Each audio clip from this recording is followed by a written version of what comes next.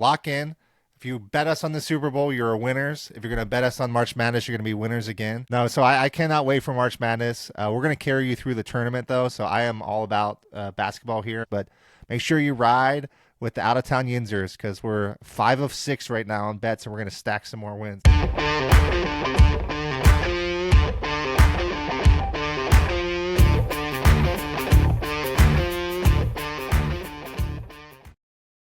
Welcome back to episode 11 of Out of Town Yinzers. I'm Joe alongside Justin. We're talking Steelers, Pirates, Pens, and Pitt. So crack a beer, sip a latte. We'll jump right into it. Yeah, so we're going to start with the wide receiver rankings and jump into kind of our ratings of free agency just to mix things up. We are clear for takeoff on the draft now, so we can really hit the draft hard, which I think is everyone's most exciting part of the offseason. But just to start, I'd say we agree in general, wide receiver, no real receivers for the Steelers under the age of 28 that are difference makers. So we still think the wide receiver position is super important for them. We're going to dive into our top 8 rankings for receivers. I feel like the top 3 are the top 3, but they could be a little out of order. Yeah, so the top, we've been talking about this for a couple weeks in terms of the big 3, we've been calling them. We've been seeing that the gap between the top 3, it'll expand and it'll close. I still think everyone, for the most part, agrees in the top 3. I think what I would say is no one loves all of them, but everyone loves at least one of these top 3. You're not going to hear anyone say their favorite receiver, for the most part, is out of this top 3.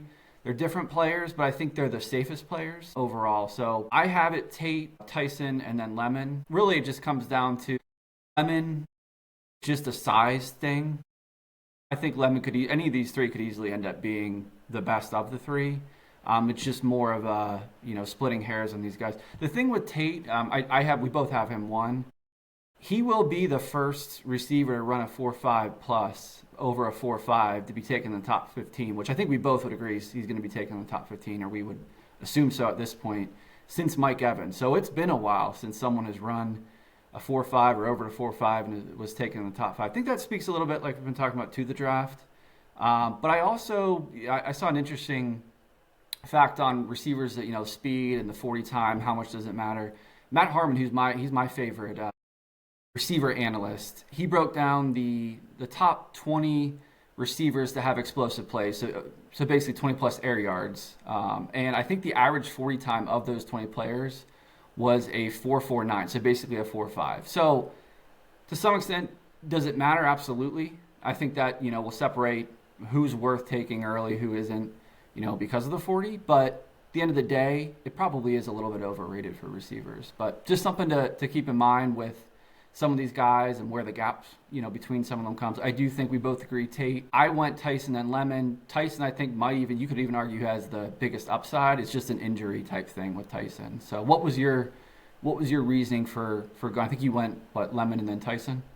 I went Tate, Lemon, Tyson, and honestly, I put Cooper right in that grouping with those 4. I think he's closing the gap, or they're dropping, a little bit of both. I think this is definitely a year where you don't have that shoe-in top wide receiver prospect. I think Konnor Tate's playing the part. He's wearing the helmet. That's definitely been that player for many seasons. Next year, for sure, that guy will be there, and he'll be a shoe-in top 5 guy. But Konnor Tate just doesn't have the measurables, the production that you typically would see for that wide receiver 1. Tyson, someone that you mentioned that typically would have those kind of skill set there, but there was enough injuries, including last year, kind of year-over-year injuries. I think he's going to be a great steal if he stays healthy for someone. I love Mekhi Lemon, too. So I feel like any of those guys at the Steelers aspect, when you loop in Cooper, or slam dunk, hand in the card, run it up for the 21st pick.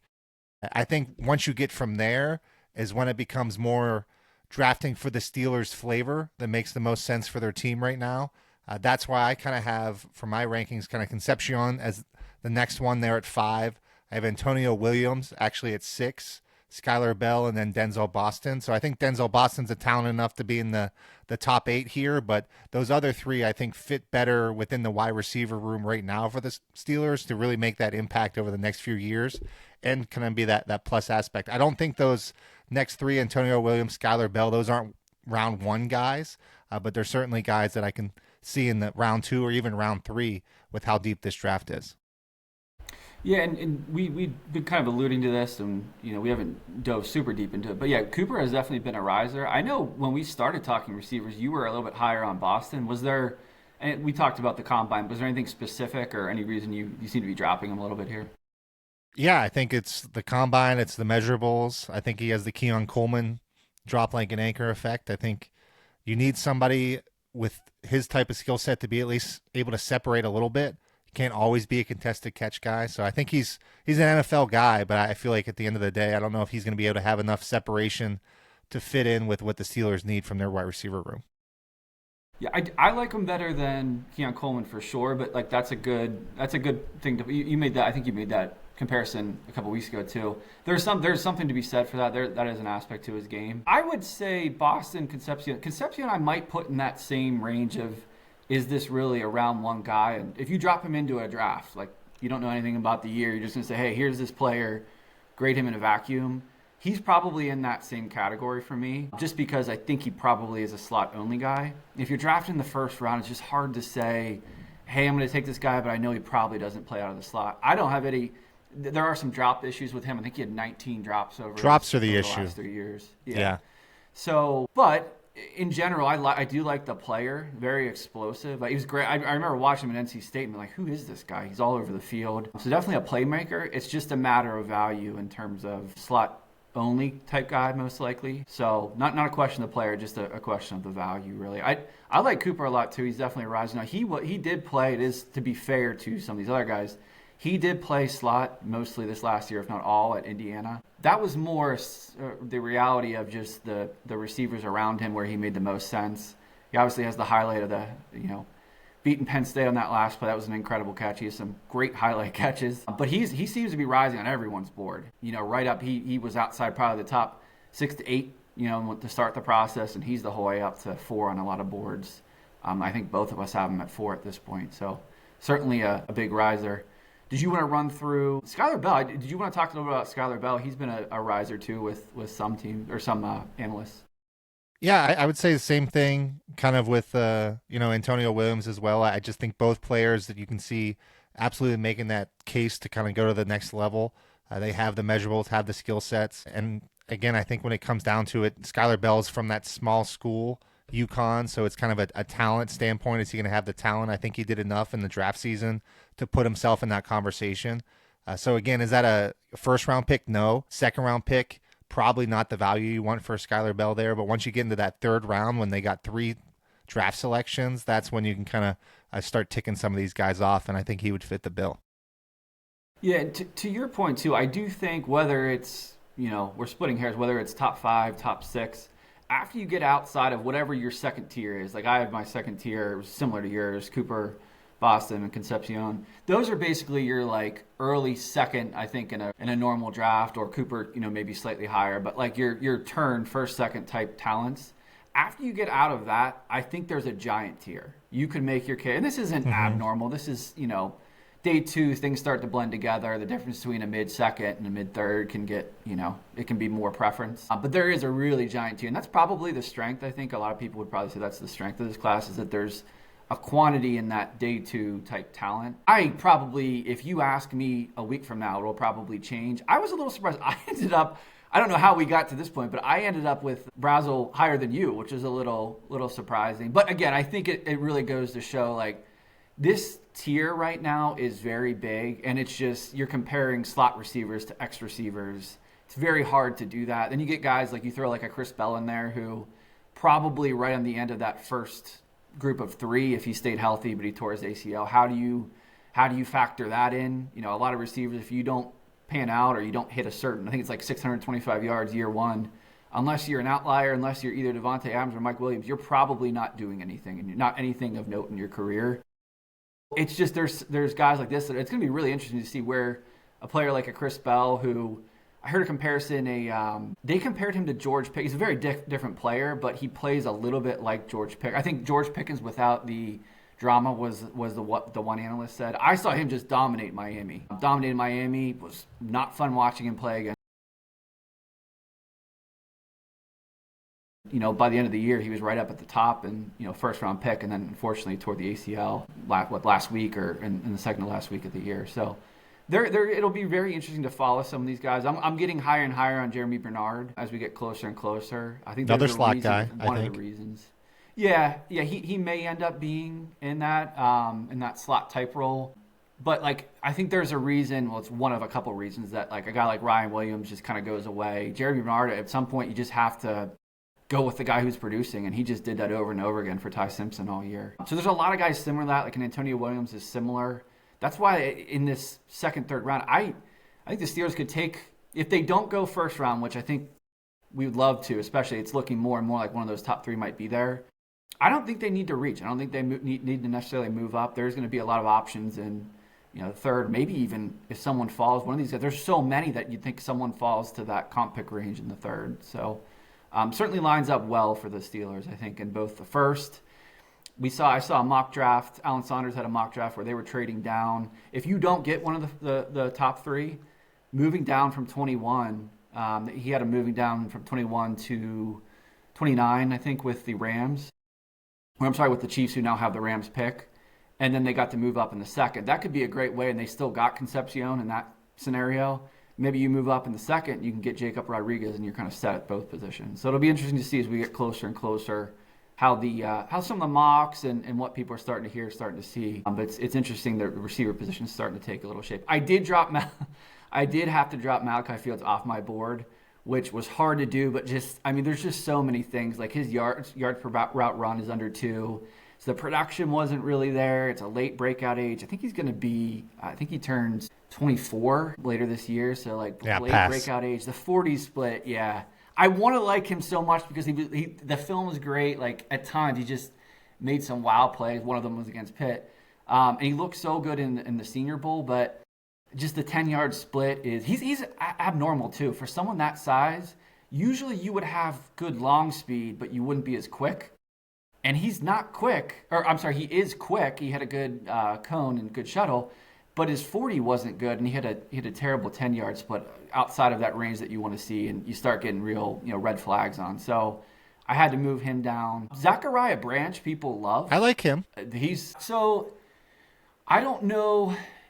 He's going to play a very unique role based on his film, and again, maybe a team coaches different things out. Sometimes there are scenarios where you can only do what your coaching staff wants you to do and what the plays that are called. He has a historically low ADOT, and that is just they were screening him a ton.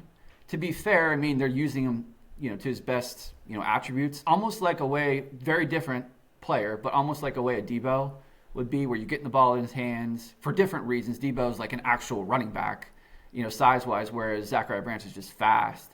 But it's just hard to see like red flags, and you think he'd have to be an outlier type thing. But he is moving up a lot of people's boards. A lot of people have him in the top 50. I just hate taking outliers, which again is why I kind of had to move Malachi Fields down. So. No, I agree. I think Deion Burks, Zachariah Branch, those are the two that I would say are just outside for me. I think that in general, when I look at the receiver prospects, I'm really looking at them when we're talking now in a sense of what's best for the Steelers, not what's best for my dynasty football team. And at this stage, for the Steelers, I think they need some guy who can kind of play that slot role, be that speed guy, can have some run after the catch aspect to his game. I think that's someone who's going to get on the field more and be able to fit into this squad the next couple years, more so than some of those other, long, Malachi Fields type player who's playing on the outside when you have DK and Pittman who are already kind of locked in as outside receivers. I think you could probably swing like a Pittman or a DK inside, but they're best outside. And I think you're best to find somebody inside who can kind of be that guy. Because it really is the next 2 years, DK and Pittman are going to be here, unless Pittman takes the Allen Robinson route, which I hope it doesn't happen. No, I don't see that. I don't want them not to take a guy that they think that they love just because of who, especially because, again, we're talking about two receivers, 28-year-old receivers, past 2 years if you want to look long-term. Now, again, maybe they don't see that or they just go another position. They did give themselves a situation here where they could take a slot receiver they love in the third round and they don't have to feel like they need to reach on a receiver, which, again, is we'll talk about it in a second, but that was the big upside out of free agency, is feeling like now you're good. You could upgrade almost anywhere, but you're good in terms of starting, flexibility and starting your starting roster. No, I think let's go right into free agency. I would say free agency for me, when I look back on it now, I feel like it's kind of settled in. There's could be some players that kind of come from now, maybe a left guard, something along those lines. Obviously, well, I guess a quarterback. Steelers still don't have a quarterback. That's probably still on the list. But otherwise, from a Steelers perspective, they hit on all the needs where you expected to right off the gate. And I think that's really where you can give them the most credit.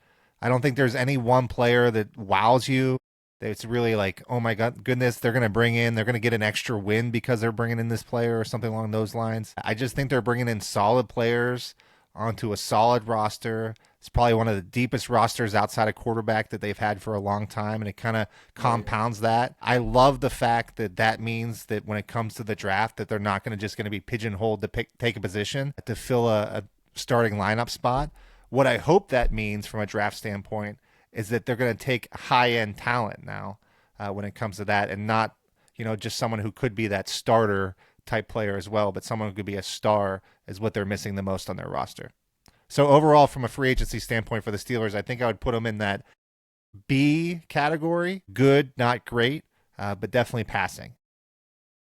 Yeah, no, I agree. Again, it kind of goes to what we were just talking about with the receiver position. It wasn't like they did that only at receiver, but yeah, the players they got, it was about like the range of player I was thinking at some of these positions, or the exact player with Brisker. I mean, they literally took the guy I thought they might take at Yeah, I like them all. So, yeah, I don't think there was a signing I hated. Yeah. No, there's not one single player that I'm like, oh, why did they do that? Or even with like Dowdle, you could make the argument.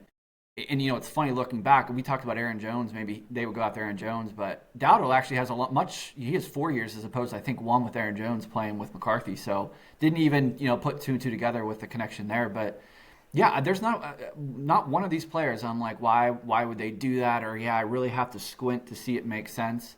No wow signings, but honestly, sometimes that's how you win in free agency. You're not trying to build your team through free agency, especially at certain positions. Like I saw a whole thing on how badly teams miss when they try to sign number one receivers in free agency. It's just there's almost no good contracts that are signed for number one receivers because they almost never get to free agency, and Alec Pierce is probably a good example of that.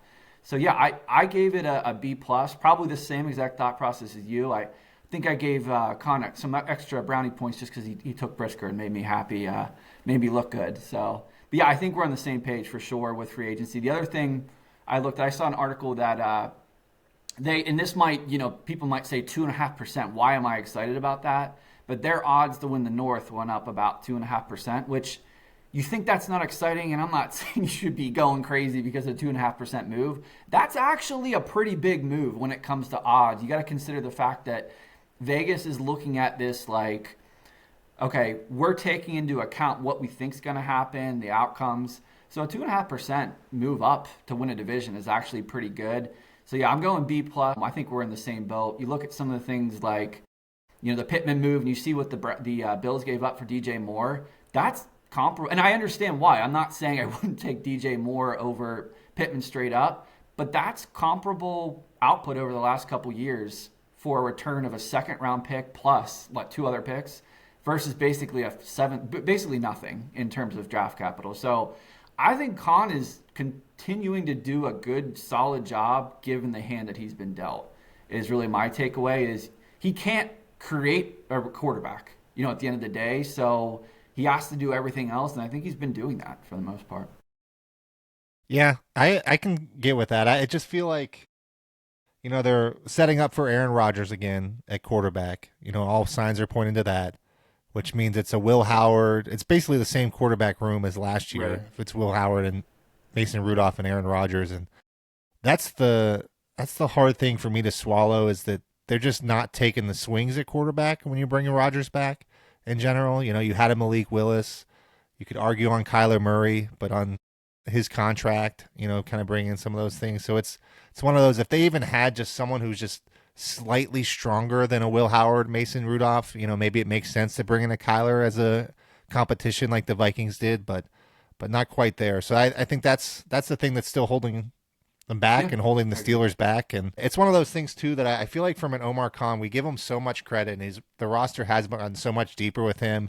He's hit on more draft picks for sure than Colbert has at the end of his career. But at the same time, I can't help but thinking that there's always just like a glaring hole or a glaring piece where it's like, why are you not doing X, Y, and Z for Omar Khan that it just never fixes? And it's you kind of expect that shoe to drop. I feel like wide receiver 2 was that the last 2 years. Right. Yeah. And, it kind of feels like quarterbacks that again, in a sense. It's hard to fix quarterback the same way. But, maybe roll the dice on Simpson. If you don't have another guy, you got to take a draft in the first round. Let's give a roll of dice there. And I didn't mention that, but it is worth pointing out that McShay, his big quote that stood out to me this week was he said his exact wording, he's very confident they're not going Ty Simpson. So I thought that was interesting for him to go on a limb. He clearly heard something. He said, I heard he can confidently say they're not going Ty Simpson. So that's definitely worth noting because I thought, and you look at the mock drafts, I would have thought for sure that Ty Simpson was and maybe he still is. We don't know. It's one analyst, but I thought that was notable. I do think the Steelers were in on Kyler Murray too. I actually do believe those reports. Who knows? But I do believe some of those reports that if not for the Vikings, if things broke differently, they wanted him. It's just a matter of him wanting to go to the Vikings, which I certainly understand that as well. But yeah, we've gone into the my thoughts on Rodgers and their strategy with the position, but.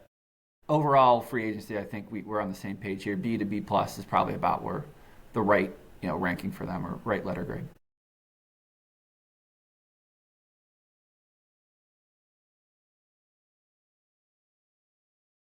Do you want an intro? Yep. So moving right into the Pirates, we're getting closer and closer here to opening day. Some real baseball, which was exciting this week, but just to go over some lineup projections as we get closer here. Joe, if you want to run through what you're thinking the lineup's going to look like on opening. Yeah, absolutely. I think at the end of the day, top to bottom, this is a lineup that's more exciting than we've seen recently from the Pirates. I would love to just put a side-by-side the lineup against like 2-3 years ago. It's just night and day. But otherwise, the way that I kind of see it working out is you got Horowitz, who's kind of that first baseman, but not a power. He's an on-base guy, so not a speed guy at the top. Brandon Lau, Ryan O'Hearn, Marcell Ozuna, Brian Reynolds, O'Neal Cruz. I think that combination of 5 could be shaken up throughout the year, so you won't see him completely in that order as you go through. Then I think you got Triolo, Gonzalez, and Davis. Callahan's the new acquisition that could kind of slide in there potentially as a late mover over a Gonzalez or a Triolo. And then obviously all we want to see is Konnor Griffin. He has 4 home runs in the training camp or in spring training. So at the end of the day, this is the lineup until about mid-May. And then I think it takes another step up when you slide Griffin into this lineup. It really, really lengthens it. But this is something to be excited about. We're not talking about how they're playing defense right now. We're talking about how they hit. Yeah. And I think they're going to be hitting a lot better and a lot stronger this year than they really have since probably 2016 type time frame, 2017. Crazy. Yeah. So don't want to labor too much on Griffin. Do you think, is it a service? Will it be the service date that they bring him up, do you think? Or what are you guessing at this point? It feels like it's trending in that direction from everything I've seen online, but. Yeah, I mean, Skeens came up in May, so I think May is possible. If you're playing the Super 2 game, then that would kind of be in the mid to late June, early July time frame when you play that game. It's one of those, it's interesting. Is it worth playing that game for the Pirates right now when you don't even know if Super 2 is going to be a thing that exists by the time Konnor Griffin gets there, when you get past the CBA? So I don't know if this is the year where you want to be kind of finagling contracts because of the looming CBA that might throw a bombshell on it all anyways. So bring him up. I think you start him. It'd just be so cool if they would have got that contract because he'd be there on opening day for sure. Doesn't look likely right now. And I don't even go one step further. At the end of the day, like, you only have so many windows with the Pirates. We think they should be competing this year. What are the odds at the end of his contract when Skeens is, if we're being realistic, it's, the odds are Skeens is gone.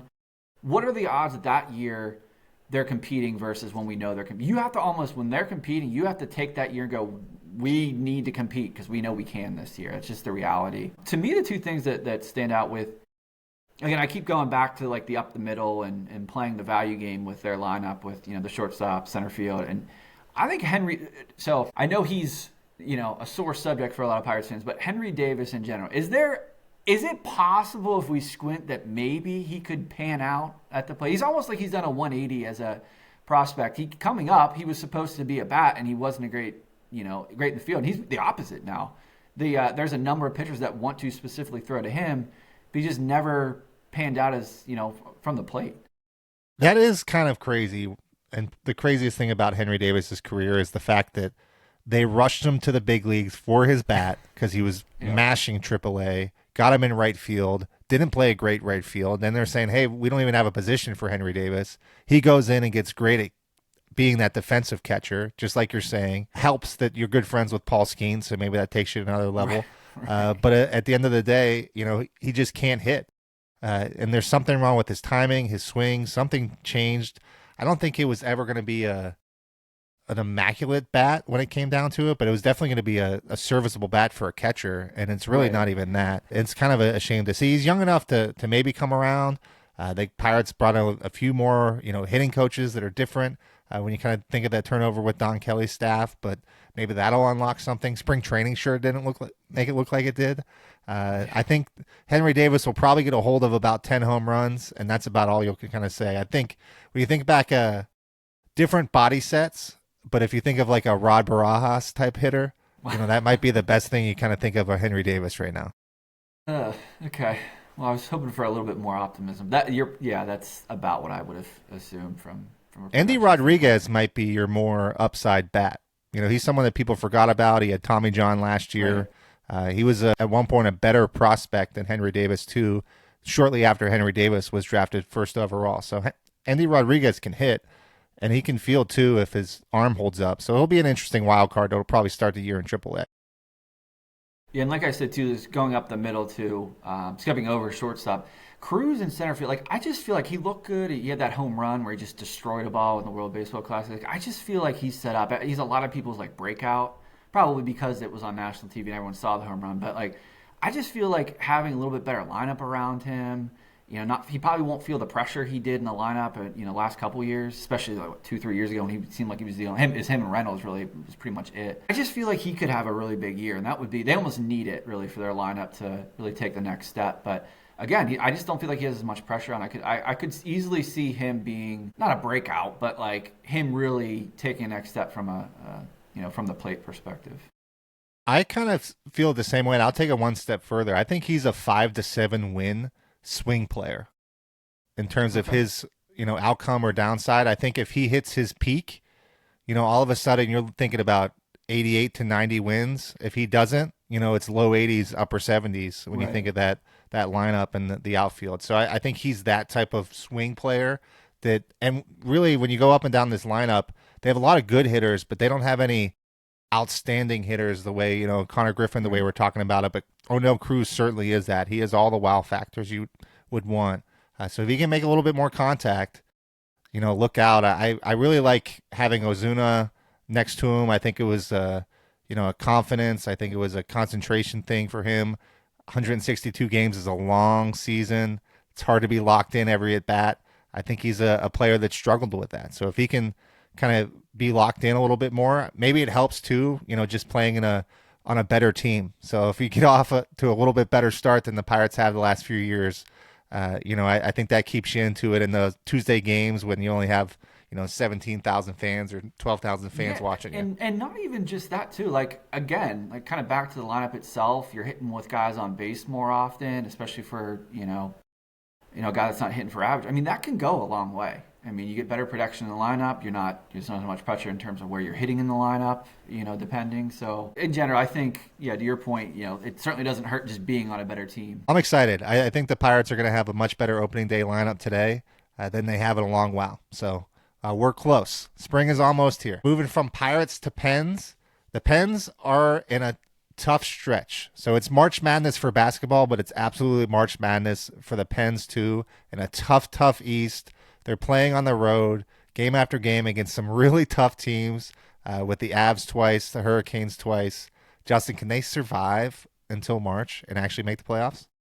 I don't know. This is we talked about it. It's like every time you look 2 more games down the road, it somehow gets harder in this stretch. So another week that started, kind of on a – I guess since we last talked, technically they did get the 2 points, or the 1 point, I should say, against Carolina. That was these points are becoming more and more important. Scoring 2 empty net goals, and of course they couldn't win, in overtime. But that 1 point matters, especially in division and everything like that. The Vegas game, not their best game, certainly not their best period. I'm not even going to talk about face-off stats at this point anymore because they are what they are. They're self-explanatory. But then again, you end on a high note. Now, they are getting ready to puck drop shortly here. We tape on Monday, so we'll see what happens in this next stretch again against the Avs, like you said, and the Hurricanes. Lizotte out is they're so close to getting Crosby back, but they need him back more than ever. They're dropping another center here. They're getting thinner and thinner, and this is not. I mean, they're not dropping centers at the right time. That's for sure. With this stretch coming up, I do think it's pointing out. So obviously we've been super not negative, but we've been realistic with what's coming up here in the schedule. It is worth pointing out. Yes, they have the hardest strength of schedule remaining, but they're fighting with Boston, Columbus, Detroit, and New York, the Islanders. Those are the 2nd, 4th, 6th, and 7th hardest schedules remaining. So it's not like it's only the Penguins that have hard schedules. So there is like a, I guess, spin zone to be positive. It's not just the Penguins. So some of the teams they're battling with for the division and possibly for the wild card spot are they have some touch stretches coming up as well. And it does get easier at the end of the schedule. They just got to get through this stretch for sure to see some of those non-playoff teams at the end.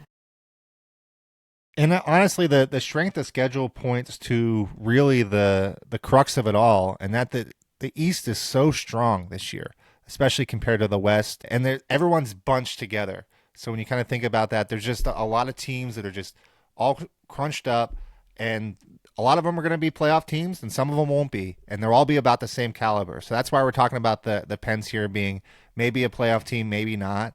And also why you're talking about strength of schedule being just as strong for those other teams, because everyone's playing each other. So we'll have a lot of time there. But when you do look at the Penn schedule, it's March. The next 2 weeks, once you get through March, the last 2 weeks, the last 6 or so games of the season for the Pens in April are not as strong as they are right now. So it's really trying to get through this stretch, like you're saying, just chip away. And you had said when they started this that they really just kind of had to be right around 500 in terms of the points. It might have to be a little bit more than that. There's the Columbus Blue Jackets are charging. They're not slowing. You have the Islanders that are there and tied for us in the 2 spot. So it's tight and it's not going to go anywhere.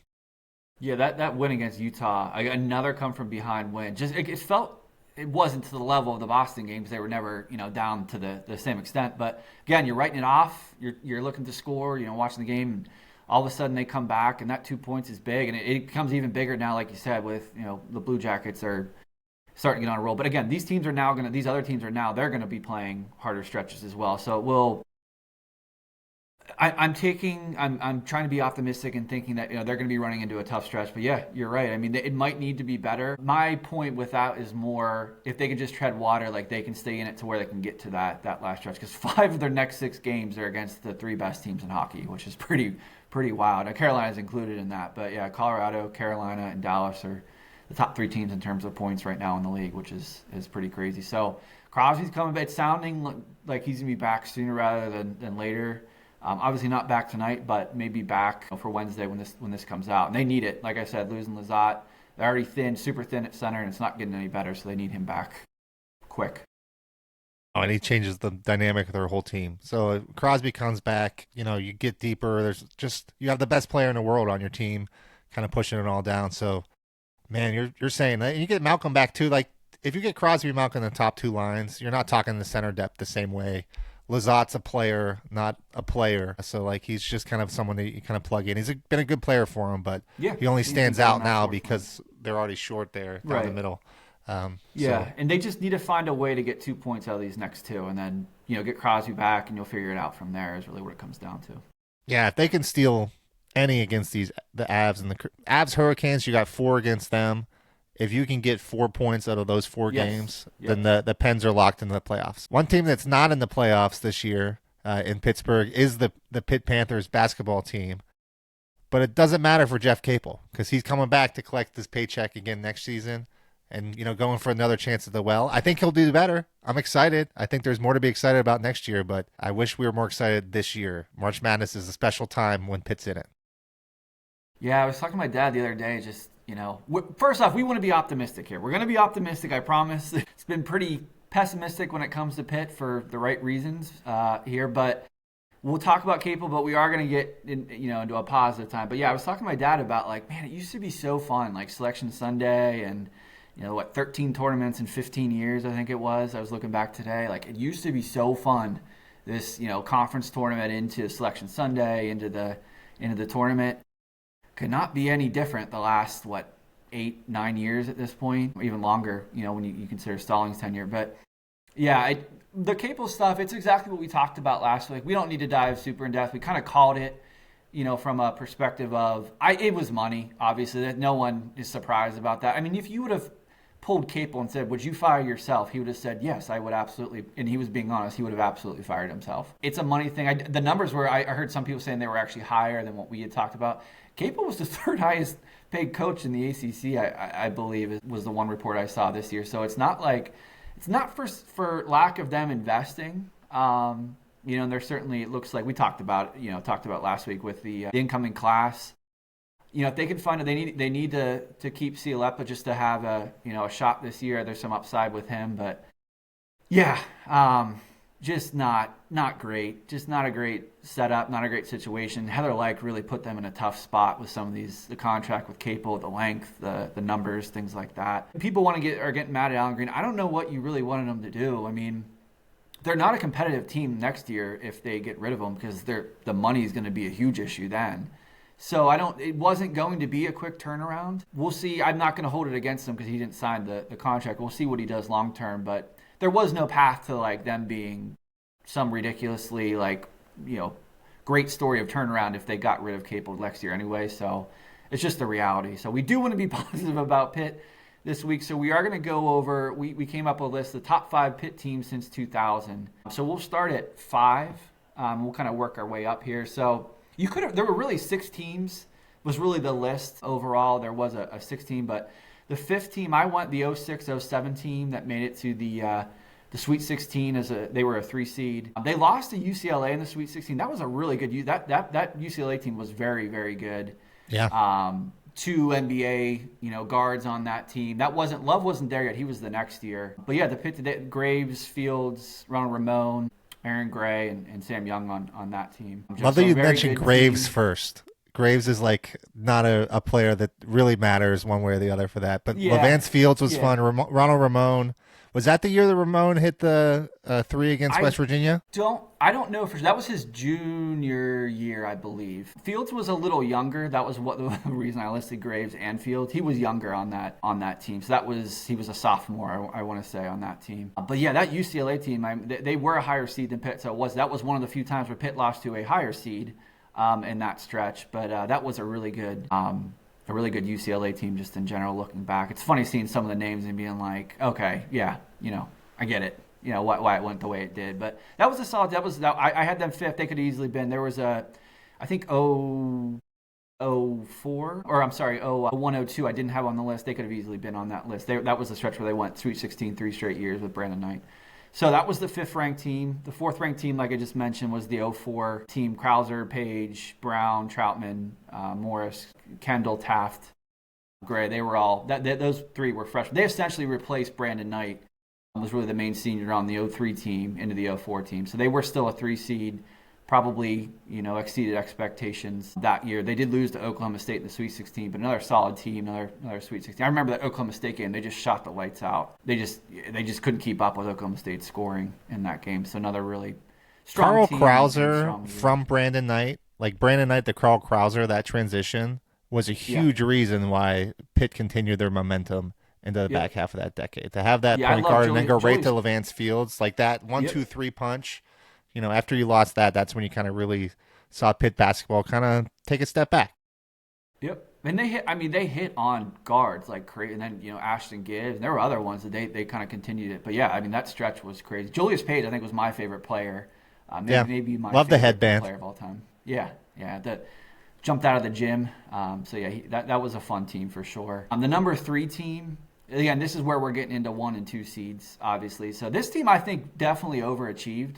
This was kind of that team I was just talking about coming out of the Blair, Sam Young era. They were a 1 seed. They won I think they tied for the regular season Big East title. And they were the Big East champs. So this was the Butler year.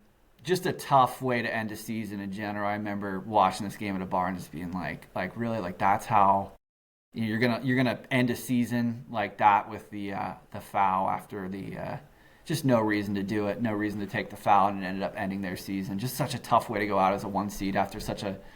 Again, you felt like that team kind of overachieved, but they had a chance to make a deep run, and they just the Butler ended up being great. That was a very underseeded team. I think they were the 9 that year, but they were underseeded. But just such a tough way to lose a game and end a season. Not make the Sweet 16 as a 1 seed is really the thing. You cannot walk away and not have a bad taste in your mouth.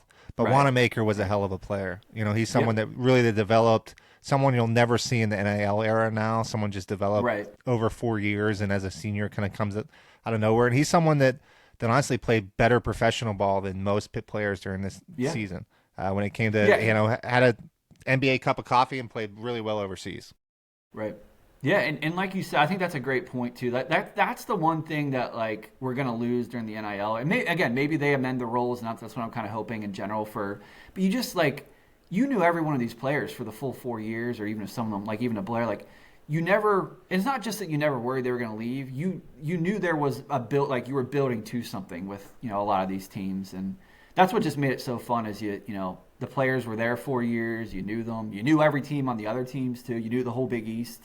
At the time, and it just felt like a battle that went on for years. It wasn't just like quick 1 year spurts. So the number 2 team I had listed, this was the Brandon Knight year. So this was his senior year. So Knight, Page, Jerron Brown, Ontario Lett, Troutman. Troutman was younger on this team. This was the Dwayne Wade loss, which was again looking back like who is this guy? Like he was good, but my God, maybe over a year, Pitt's a better team, but he just took that game over in the Sweet 16. I think this game went to overtime, if I remember correctly. But yeah, they won the Big East back then. It just felt like winning the conference tournament back then. Like it truly was an accomplishment. Like once since Pitt's moved on from the Big East, it just felt like it meant so much to win the Big East tournament back then. That was a super fun team with again Knight and the guards, and this was the first from when we were younger. This was really the first ascent to watching like really good basketball with Pitt. They were, like you mentioned last podcast, the 90s were tough. I mean, they had some fun players, made some like NITs, but they were never really like a tournament team, for us growing up. And this was really the first of that. So Krauser was on that team too. I have that. That's the signed ball I have upstairs of a team. Okay. So I have the whole team ball of the 0203. That was the team you look back. And Brandon Knight, it's the way he played in that Big East tournament, put on one leg. You'll never forget that. He was the perfect Big East guard too. Like exactly what you think of when you think of a Big East guard. Like, yeah, he may not have been the greatest shooter, but like just so tough and the perfect point guard. So, and then number 1 is. I mean, that's obvious. It has to be that 08-09 team, the 1 seed that went to the Elite Eight. We're not going to talk about how it ended, but the trio of Blair, Young, and Fields was just ridiculous. Just so fun to watch them. And again, that was the epitome of that Big East type team. Didn't always translate to the tournament like you thought it should. Sometimes I think because they built their teams to be what they were in the Big East. And you get into the tournament when it's more shooting, games are called a little bit tighter, in the tournament. It felt like a lot of those years, but that was just such an awesome team with Blair, Young, and Fields. And it's not like it was only the 3 of them, but they were clearly, far and away the top 3 players. And it was really the first team you can kind of see, hey, they got 2 definite NBA players on their squad right now with DeJuan Blair and Sam Young. Both of those guys were going to go to the league. There wasn't another team up and down Pitt's history where you could say, hey, they definitely have 2 NBA players that are playing great college ball at the same time too. And that was really phenomenal to see. So it gave you all the hope in the world. And really they, should have been a Final Four team. Unfortunately they got matched up with a team in the Big East that they didn't always pair well with. There were just so many good teams in the Big East. You really couldn't keep Big East teams out of their bracket because they were all over the bracket at that point. So was an awesome team, just such a fun. Looking back to that timing, I mean, that was the 09 year where the Steelers won, the Penguins won. Pitt had some tough losses that year, to say the least, but that was just an awesome team all around. Going to a party the night of that game with a bunch of Villanova fans. Not ideal for me. Not a real fun time being around a lot of Nova fans. But yeah, that team was just awesome, and that was like peak Big East for sure as a Pitt fan. There was just nothing like watching Pitt in the March Madness times. It was also peak March Madness in my life too, where you're not only watching Madness, but you're sneaking away from school or classes or what have you to watch March Madness at the same time. I still remember, I was at a confirmation retreat, so some Catholic religious aspect that I was taking extended bathroom trips with my disc jockey radio player to listen to the Pitt game at the time. I don't even know why I was there. I mean, the things I remember were about Pitt. They had nothing to do about whatever religion teachings were going on that day. Right. Yeah. And what made it fun, too, is you knew the other teams. You knew the players on the team. There wasn't like, there was transferring, but it wasn't like it is now. So, like, you knew the teams in the tournament. It was just so much easier to follow back then. So just a really fun time for Pitt to be where they were. And, it was fun. I saw a report this week saying, I'm trying to explain to my kids, I can't remember who it was in Pittsburgh, but trying to explain to my kids, like, how good Pitt was and, like, what it was like trying to get a Pitt ticket. And they're like, yeah, it doesn't even register with younger kids nowadays.